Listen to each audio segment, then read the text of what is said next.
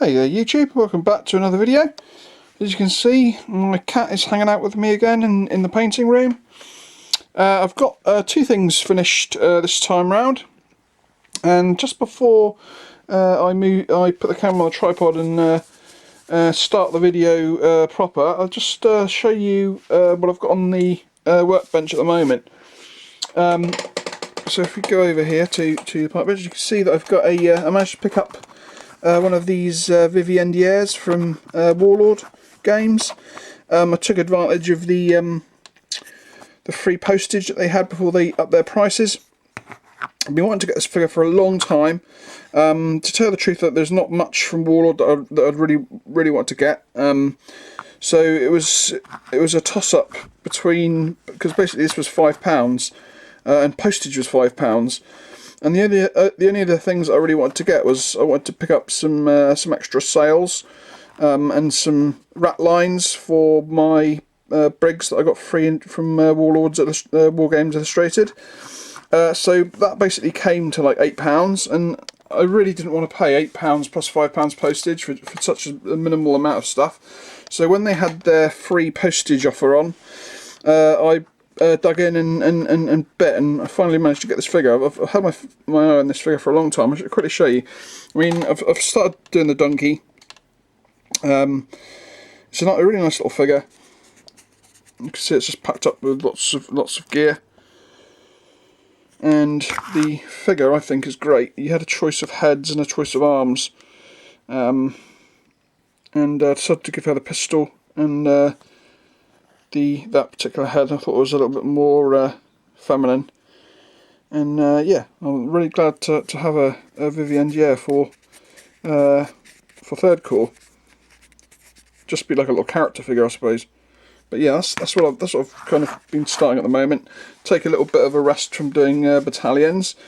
Now let's put the camera on the tripod, and I'll show you what I've done in the last 2 or 3 weeks since my last video. So here we go. First of all, I'll show you. I decided to do a Brigade Commander. This was like my final Warlord figure that was left from the pack. I cut his arm off, and not his arm. I cut his hand off at the wrist, and stuck one of the victrix hands of a sword on, because I hated the way that the Warlord swords were so short. So that just alone makes him look a lot better. I also chose a different head. I believe this is also a victrix head. And I decided to give him a black horse for a change.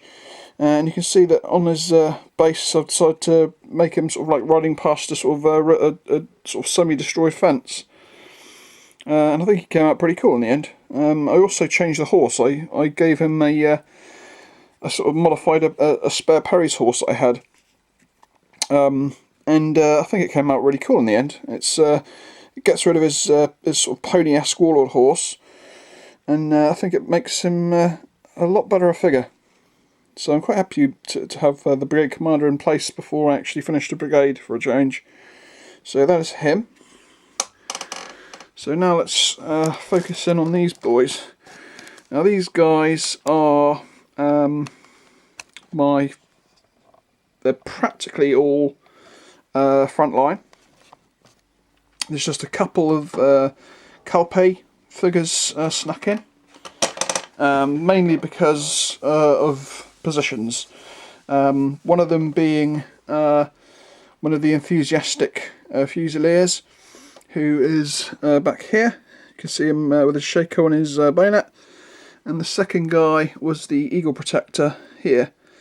And for a long time I was actually thinking about actually just splitting my Calpe and my front rank and sort of mixing and merging them together to have a bigger ratio of long coats and full uniforms. But in the end I decided to go with those two. And I still think they still look fine, to tell the truth. So let's get going, and we'll start off with the Grenadier stand. So straight away you can see that they have a Sapper. You don't actually get a Sapper figure in the Front Rank Command groups. So this is actually a Front Rank figure, and I snipped his head off, stuck a victrix head on, and in my classic style built up his gauntlets and made him a apron. So I basically converted him into a sapper, and I think he came out really cool. So he's basically just a bog standard grenadier figure, the same as the other three, but cut off his bayonet. So he's got his sword, and some sappers at this sort of late stage of the Napoleonic Wars did, they didn't all carry those sapper swords. Some of them just carried the normal short the sabre baquet, and I think they're really great figures. They painted up really well. I always stumble when it comes to French backpacks because I think they're really fiddly, and no difference really there. They were still quite fiddly, and I suppose the biggest problem I had was the fact that because the backpacks are on, I had trouble painting the inside straps against the head. But in the end, they came out okay. I certainly found the difference between painting British and French. I definitely think French take twice as long as doing a basic British. And of course, with me trying to do my best on these guys, they took even longer. So they probably took me double the amount of time to do one of these guys as opposed to a British guy, and I was taking double or triple as long on my Brits because they were front rank too. So I'm pretty happy with how they came out. They painted up really well, like I said. So that is the Grenadiers. It's nice to have some unshakeoed Grenadiers, so you could do the red details on their shakos. So that is the Grenadiers. Next up, here's the first stand to have a Calpe figure on. So here we have the Sgt Stand, and you can see the Calpe figure there.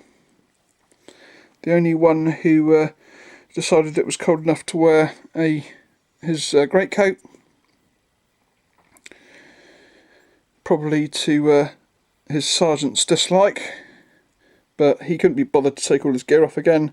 He had to get marching, so tough luck. You're just going to have to either overheat or maybe it was a good decision that he put his jacket on and he'll be nice and warm, and all the others will have to either just stay cold or go into battle without their greatcoats on.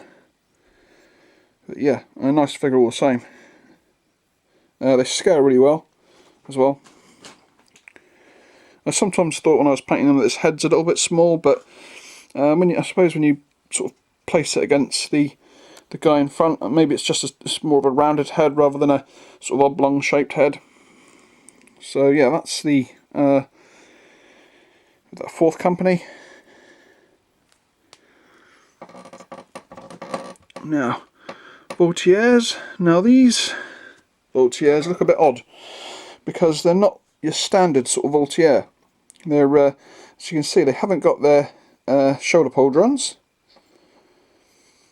and they haven't got their sabre briquets like you would normally associate, but they have got their light infantry bugles on their cartridge cases, and I'm presuming this is because later in the late sort of period of the 100 Days War, Voltiers kind of stopped being treated like light infantry and more like line infantry. So I suppose some of the real late units ended up actually getting equipped more like line infantry. But again, really nice figures. They painted up really well. I decided to give two of them blue trousers, and I believe they've all but one. They've got covered shakos. So that is the Voltiers. Next up we'll go for, excuse the squeaking chair, the drummer stand. yeah, again, this stand is all front rank. Again, I got my colour guide from my favourite website, which I've shown in many videos. Very handy for showing you the colours the drummers used. In this case, just a simple blue with white and a yellow and blue drum.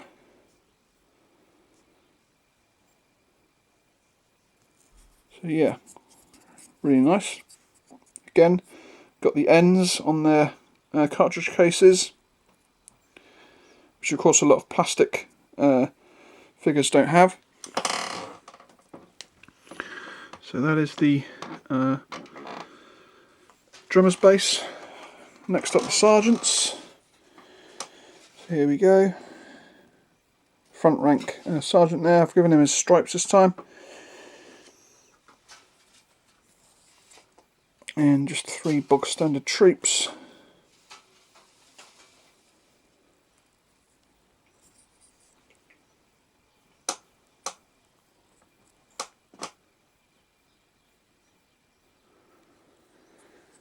So that is the sergeant stand. And then finally, command stand. Start with the flag, of course GMB, with a front rank eagle and pole. And here we have, with a little bit of access flock on his sword, we have the colonel there with his plastic putty made extra pauldron. We have the eagle bearer, who is wearing a long jacket, but he has actually kind of got it open, so you can see like his white vest there.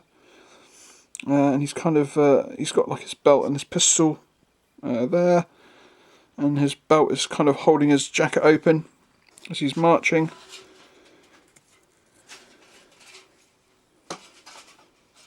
And the lieutenant there with his red stripe to show that he's a first lieutenant. There's my cat deciding to make some background noise, and of course the eagle bearer there. Again, I actually did my command stand last, along with 2 regular troops, and I actually finished these guys really quick in comparison to doing the 2 bunches of 9 normal troops, which took a long time. I was kind of finishing 9 in like 3 or 4 days. I finished these guys in more or less 1. They were a big difference, a lot faster to paint. Obviously they're missing a lot of the stuff that slows you down. I mean, even the eagle bearer guy, or the eagle protector, because he's wearing a long coat, cut down his painting time a lot. I was also for the first time using the Foundry Tryout for the French blue, which I picked up from obviously from Foundry, and I've got to say I really did like it. Here are the pots. Yeah, very happy with these. I didn't have any problems. Obviously you got your standard, your light and your shade. Yeah, very happy with those. I'll definitely be using that as my sort of standard French blue from now on. And that's kind of about it really. Obviously my next project's going to be my little Viviandier, which I'm going to probably finish. I don't know if I'll actually do a video when I finish here, or whether I'll wait until I start doing another battalion. I probably will, to tell the truth. I've been watching all your videos, been commenting where I can, and also a thanks to, I think I've probably had about another 4 subscribers in the last couple of weeks. So thank you to you guys. I hope you enjoy the channel. I've got my cat freaking to ask to go out. Just spin the camera around. Bye bye. Do you want to go out, girl? And now I will show. Let her out. I've had to plug my camera in because the battery had run down. So I've actually got it on charge at the moment. Go on then.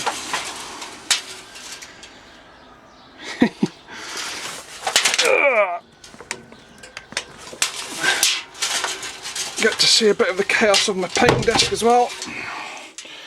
Okay guys, I'll catch you all next time. Here's the mess of my painting desk. Catch you later. Bye.